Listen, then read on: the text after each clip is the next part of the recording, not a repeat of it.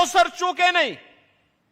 Bharatiya Janata party की सरकारों ने, चाहे वह डॉक्टर रमन सिंह की छत्तीसगढ़ की सरकार रही हो, चाहे वह वर्तमान में श्री विष्णुदेव साय के नेतृत्व की सरकार हो, इन लोगों ने यहां के गरीबों के लिए, पिछड़ों के लिए, वनवासियों, आदिवासियों के लिए, उनके उत्थान के लिए प्रधानमंत्री मोदी जी के नेतृत्व में और श्रद्धेय अटल जी के नेतृत्व में जो योजनाएं बनाई थी, कांग्रेस ने अपने 5 वर्ष के कुशासन में ही उन्हें पूरी तरह समाप्त करने का प्रयास किया,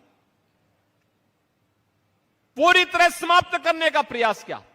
और मुझे तो बताया गया कि इस प्रतिष्ठित सीट पर कांग्रेस ने यहां के पूर्व मुख्यमंत्री को, श्री भूपेश बघेल को ही अपना प्रत्याशी बनाकर के उतारा है।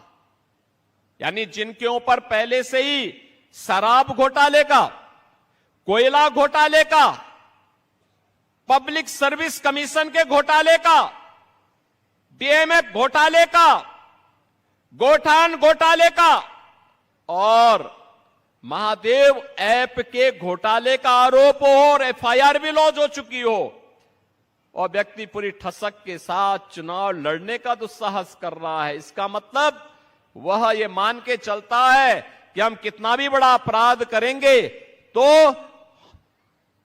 हम लोग समाज की आंखों में धूल झोंक करके सत्या त्याग लेंगे। अब नहीं होने वाला है। ये नया भारत है, नया भारत। नए भारत में घोटालेबाज नहीं चलेंगे, नहीं चलेंगे।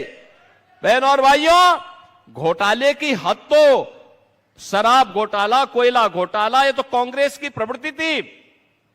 भूपेश बघेल जी ने तो अपने शासनकाल में गोबर का भी घोटाला कर डाला।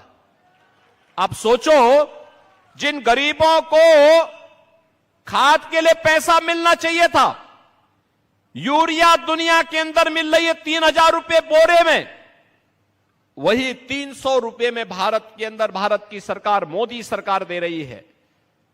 लेकिन ये तो यहां पर कांग्रेस की सरकार ने गोबर का भी घोटाला कर डाला। बहनों और भाइयों,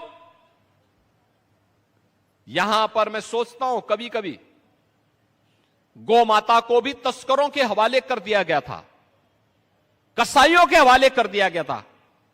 लब जिहाद की घटनाओं को पूरी तरह छूट दे दी गई थी।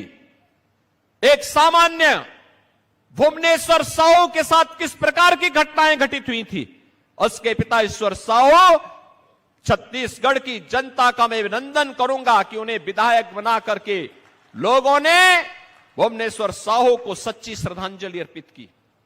क्योंकि भुवनेश्वर साहू की एक ही गलती थी, उसने लब जिहाद का विरोध किया था, कांग्रेस सरकार की तुष्टीकरण की नीति का विरोध किया था, और उस शख्स से लड़ते लड़ते अपने आप को बलिदान कर दिया था।